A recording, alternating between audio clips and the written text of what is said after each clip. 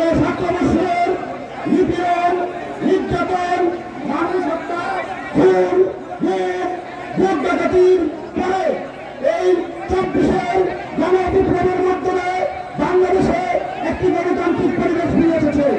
তারই ধারাবাহিকতায় দেশ নায়ক তারেক রহমান আমাদের 300 আসনে মনোনয়ন নির্ধারণ করছেন। কেউ বলেন প্রাথমিক, কেউ বলেন চূড়ান্ত। যতক্ষণ পর্যন্ত জানা বদলাবে, যতক্ষণ পর্যন্ত নির্বাচনের দিন পর্যন্ত এই মানুষ জানার সাথে বেঁচে থাকবে, এইটাই প্রাথমিক, এইটাই চূড়ান্ত। বিভ্রান্তিতে যাবেন না। আমরা এখানে মনোনয়ন প্রার্থী 6-7 জনের মধ্যে 4 জন এখানে উপস্থিত হয়েছে।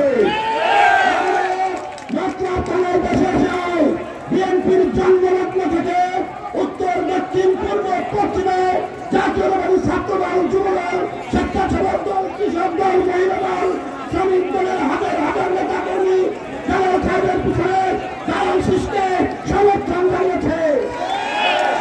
আপনারা এখান থেকে জালাল সাহেবের নির্দেশে প্রতিটি কেন্দ্রে ভোটকেন্দ্রের সেন্টার কমিটি গঠন করবেন,